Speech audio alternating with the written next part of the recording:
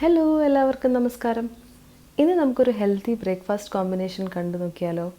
Millet കൊണ്ടുള്ളൊരു ദോശയും പിന്നെ എല്ലാ വെജിറ്റബിൾസും ഇട്ടിട്ടുള്ള ഒരു നല്ല ചട്നിയുമാണ് നമ്മളിന്ന് കാണാൻ പോകുന്നത്.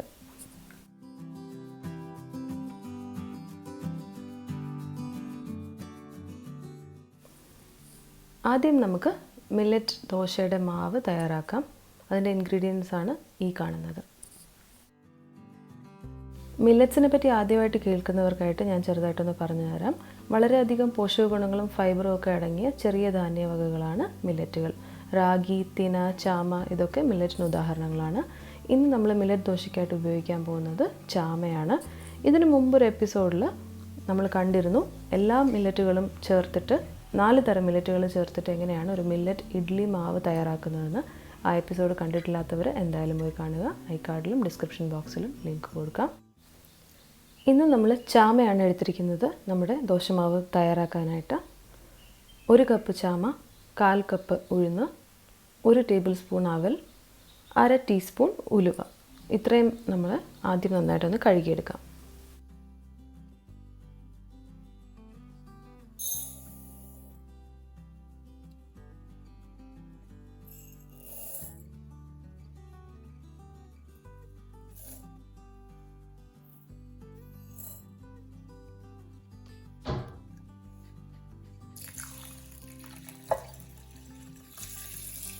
നന്നായിട്ട് 3-4 പ്രാവശ്യം വെള്ളം ഒഴിച്ച് കഴുകി കളഞ്ഞ ശേഷം നമുക്കതിൽ മുങ്ങി നിൽക്കുന്ന അളവിന് വെള്ളം ഒഴിച്ച് ഒരു 3 മണിക്കൂർ കുതിർക്കാൻ വയ്ക്കാം.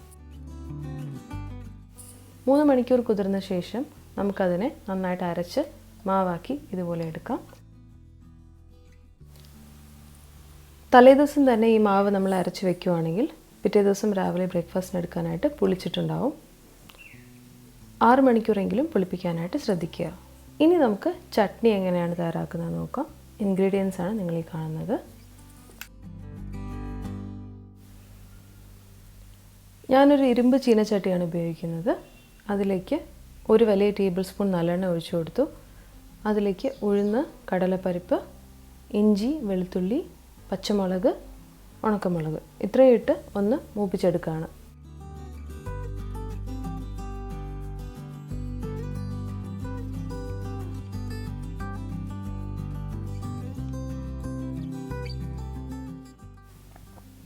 നന്നായിട്ട് മൂത്തിട്ടുണ്ട്. ഇനി നമുക്ക് വെജിറ്റബിൾസ് ചേർത്ത് കൊടുക്കാം. ഞാനിവിടെ 1/2 കപ്പ് വീതം ക്യാബേജും ക്യാരറ്റും ബീൻസും അരിഞ്ഞു വെച്ചിട്ടുണ്ട്. നിങ്ങൾക്ക് ഇഷ്ടമുള്ള വെജിറ്റബിൾസ് ഉപയോഗിക്കാം. എങ്കിലും ഈ 3 വെജിറ്റബിൾസുമാണ് ഇതിന് ഏറ്റവും പറ്റിയത്. അപ്പോൾ അത് ചേർത്ത് കൊടുത്ത ശേഷം നന്നായിട്ട് മൂപ്പിക്കുക. ഇത് ഒരു 5 മുതൽ 7 മിനിറ്റ് വരെ നന്നായിട്ട് വാടി വരേണ്ടതാണ്. അതുവരെ നമുക്ക് ഇളക്കി കൊടുക്കാം. ഒരു 8 മിനിറ്റ് സമയം വഴറ്റിയ ശേഷം ഞാനൊരു ചെറിയ കഷ്ണം പുളിയും ഒരു 2 ടേബിൾ സ്പൂൺ തേങ്ങയും ചേർത്ത് കൊടുക്കുകയാണ്. തേങ്ങ ഓപ്ഷണലാണ്. നിങ്ങൾക്ക് താല്പര്യമുണ്ടെങ്കിൽ മാത്രം ചേർത്താൽ മതി, നിർബന്ധമല്ല. തേങ്ങയുടെ ആവശ്യം ആക്ച്വലി ഇതിനില്ല.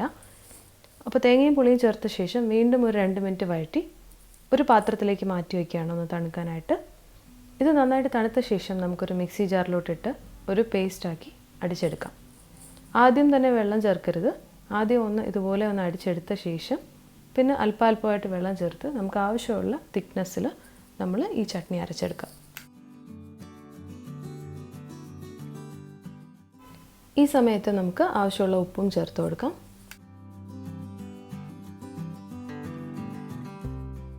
നമ്മുടെ ചട്നി ഇവിടെ റെഡി ആയിട്ടുണ്ട്. ഇതൊരു ബൗളിലേക്ക് നമുക്ക് മാറ്റാം.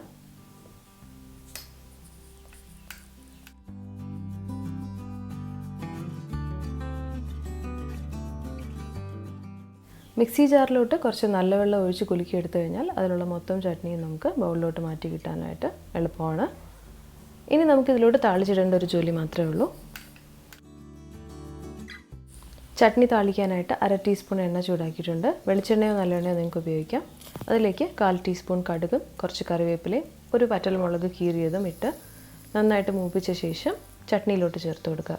അങ്ങനെ നമ്മുടെ ചട്നിയും റെഡി ആയിട്ടുണ്ട്.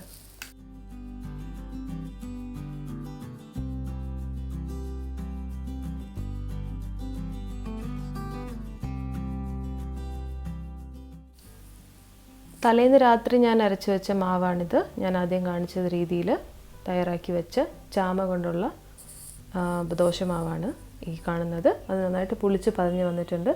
ഇപ്പോൾ നമുക്ക് ദോശ റെഡിയാക്കാം. ഞാനൊരു ഇരുമ്പ് ദോശക്കല്ലാണ് ഉപയോഗിക്കുന്നത്. അതിൽ ഒരല്പം എണ്ണ തടവി കൊടുക്കുക. അതിനുശേഷം നമ്മുടെ ദോശമാവ് ഒരു വലിയ സ്പൂൺ ഒഴിച്ച് ഈ കാണിക്കുന്ന പോലെ പരത്തുക.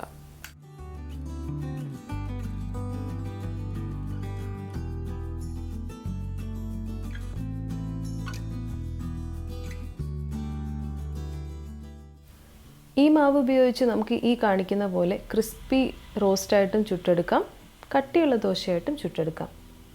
നമ്മുടെ സാധാരണ ദോശമാവ് പോലെ തന്നെ എല്ലാ രീതിയിലുള്ള ദോശകളും ഊത്തപ്പം അങ്ങനത്തെ കാര്യങ്ങളും നമുക്ക് നല്ല രീതിയിൽ പ്രിപ്പയർ ചെയ്യാൻ പറ്റും.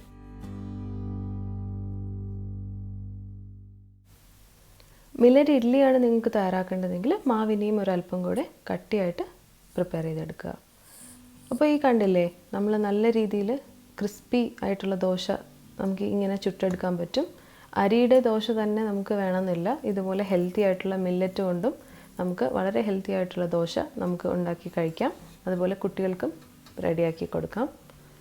ഇത് കാണാൻ തന്നെ നല്ല ഒരു ഗോൾഡൻ ക്രിസ്പി ആയിട്ട് വന്നിട്ടുണ്ട്. കഴിക്കാനും നല്ല ടേസ്റ്റാണ്. നിങ്ങൾ എന്തായാലും ഇത് ട്രൈ ചെയ്യണം.